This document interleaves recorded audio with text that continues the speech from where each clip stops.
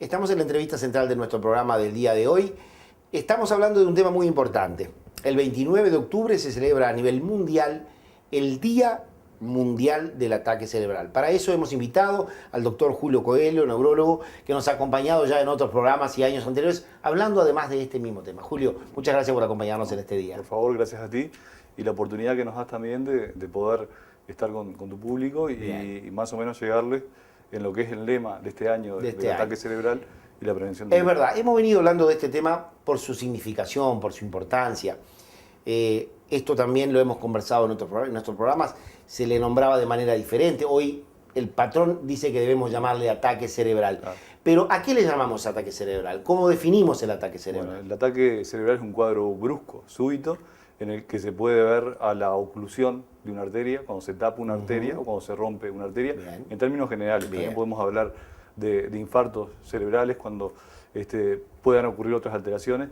Y si bien nos focalizamos en algo arterial, existen también trastornos que son venosos y que tienen manifestaciones clínicas similares, u otros que pueden ocurrir como hemorragias subaracnoideas, que también están dentro del enfoque del ataque cerebral o stroke en inglés, y que son importantes también, pero la prevalencia, si se quiere, es un poco menor a los que son los infartos, que ocupan el 80% o más del cuadro. O sea que entonces, esos dos grandes grupos de eventos vasculares, eventos vasculares, sean isquémicos o hemorrágicos.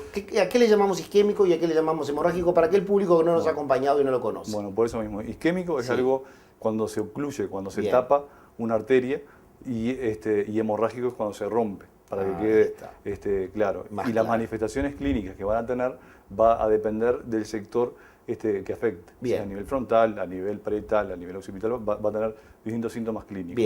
Pero es importante reconocer que es algo que es de golpe, no es algo que viene de a poquito. Y los cuadros clínicos, los síntomas clínicos fundamentalmente, es lo que vamos a hablar. Por eso justamente el tema, que después lo vamos a enfocar, por eso el tema de la denominación ataque. Claro, ataque, ¿no? Porque antes, y a veces nosotros decimos muy frecuentemente accidente cerebrovascular, pero un accidente lo que se quiere nombrar más que nada es la potencialidad, la brusquedad y la severidad de un ataque, que un accidente queda como que hay accidentes que son más leves. Exacto, como que esto además significa ulterioridades en las reacciones, en los tiempos. Exactamente.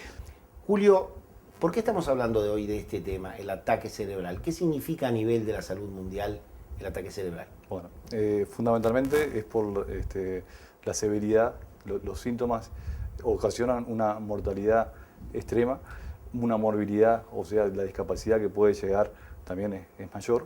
La afectación está dada acá en Rivera, por ejemplo, en el estudio que se hizo, del cual fuimos partícipes con el Dr. Hodgman, en el 2001, mostró que más o menos era de 181 personas por 100.000 habitantes.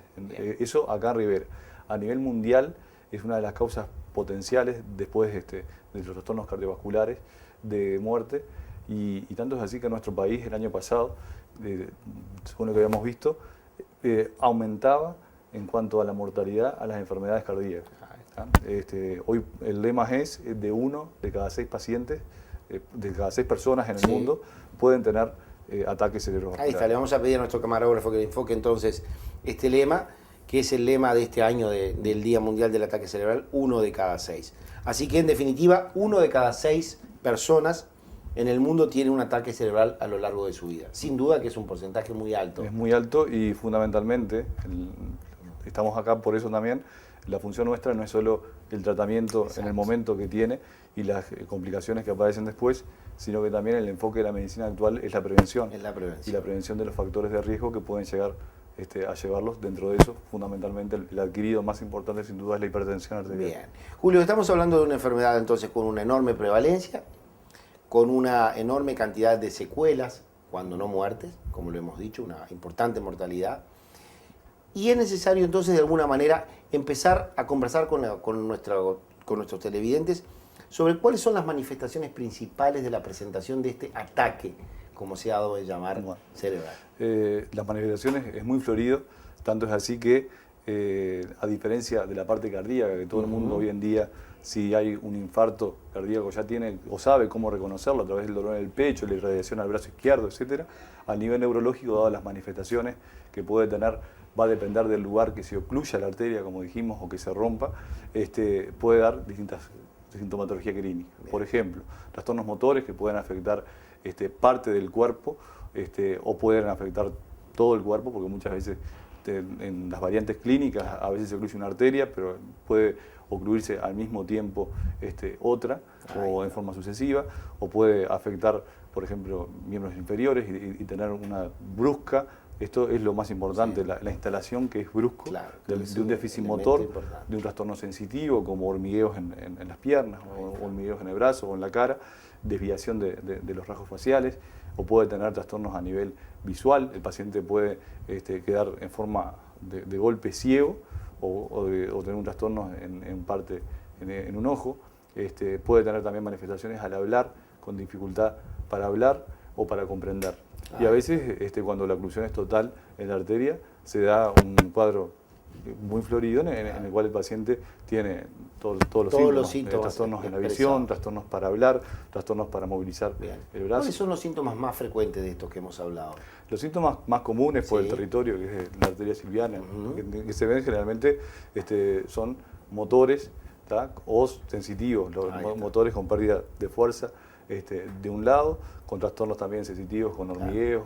Yo creo que a ese síntoma la gente está un poco ya, tiene algo de aprendizaje, ¿no? Aquello de decir, tengo la sensación de que parte de mi cuerpo, o mi brazo y mi pierna no tienen la misma fuerza, como que ya están orientándolos. Perfecto. Habría algunos otros que todavía no, bueno, ¿no? Que es la idea justamente me faltó de educar, hablar, ¿no? Justamente, porque esto se manifiesta de esa forma, pero también tiene acompañado, por ejemplo, cefalea, un dolor de cabeza brusco y ese dolor de cabeza intenso que va acompañado de estos síntomas puede ser sugestivo, con un ascenso de presión, que a veces la tendencia es que hay que bajar enseguida la presión porque es la causante de esto, y lo que por enseñanzas lo que pedimos que eso sea con indicación médica, porque muchas veces por lo que se llama la autorregulación, que hay que mantener las cifras elevadas para que la zona esa de penumbra y todo nos afecte más al descender aún más la presión. Ahí está, justamente, eso entra en el quehacer. Es decir, entendemos que estamos haciendo un esfuerzo para que la gente visualice la potencialidad de un ataque cerebral y vea a su familiar o en sí mismo a veces, porque puede estar tan lúcido como darse cuenta de tener esas pérdidas y a su vez poder tomar un teléfono y llamar a un sistema de emergencia para que lo vengan a ver. Pero focalicemos de alguna manera, independientemente de estas pérdidas, en qué se hace. Bueno, el qué hacer también lo hemos nombrado en otras oportunidades, que el tiempo es oro y el tiempo es cerebro. Entonces, lo que hay que hacer enseguida, hay que llamar a una emergencia móvil o concurrir a un centro asistencial, a un centro de salud, sea un hospital o algo privado, y consultar con el médico. Entonces, ¿por qué? Porque precozmente, al actuar, cada vez existen terapias, que se va a hablar más adelante, puede disminuir la extensión del infarto o de la hemorragia, o prevenir complicaciones que puedan venir más adelante. Entonces, el qué hacer va por parte del paciente, en primer lugar, conociendo los factores de riesgo, que es lo que vamos a hablar. También por parte del paciente, llamando urgentemente y no dejando para consultar esperando que se le vaya el síntoma, o si tiene el aparato de presión manual, bajándose la presión para ver si se le van los mismos. Yo creo que si tú recordás, en el programa del año pasado yo le dije conté una pequeña anécdota de un paciente que prácticamente pasó más de 12 horas su familia con una hemiplegia instalada, ¿no? Bueno, por eso mismo, y por la práctica nuestra, que vemos siempre, sea como especialistas o trabajando en emergencias móviles, que la gente a veces espera o que atribuye los síntomas a la hipertensión arterial, y que si la presión está alta hay que bajarla para que se vayan los síntomas, cuando no es así. El límite de la autorregulación, la presión, hoy por hoy se mantiene hasta 220, 120, 22, 12 cuando ocurre esto. En otros casos se baja a 18, 180, 11, 180, 110. Y eso que lo dejen en manos fundamentalmente de los especialistas, del médico. Entonces, el qué hacer va por parte del paciente, que tiene que identificar estos síntomas y actuar precozmente, pidiendo, y si no sabe lo que es, llamando a una emergencia o consultando con el médico de acuerdo a sus posibilidades y en donde esté lo antes posible.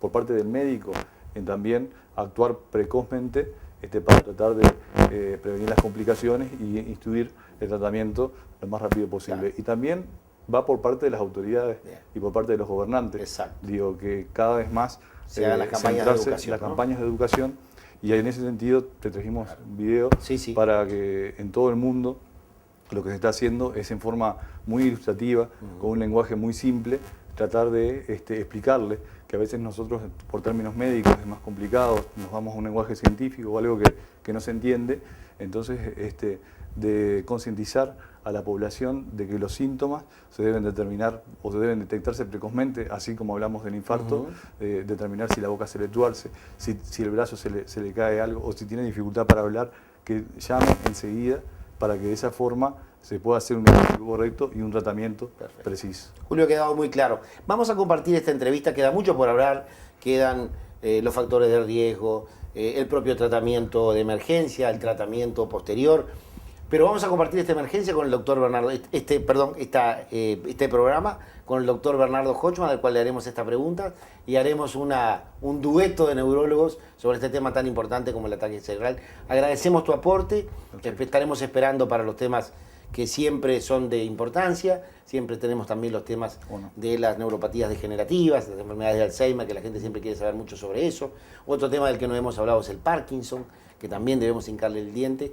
Y como siempre, estamos a tus órdenes cuando estos temas que son de relevancia para la salud pública estén en el interés de ustedes, los neurólogos. Esta es su casa y los esperamos con mucho gusto. Muchas gracias, Julio. Bueno, gracias a ti y a las órdenes. Gracias. Hemos estado con el doctor Julio Coelho, hemos hablado sobre algunos aspectos del ataque cerebral, ya que se conmemora el 29 de octubre el Día Mundial de esta enfermedad tan importante. Enseguida volvemos, no se vayan, hay más salud.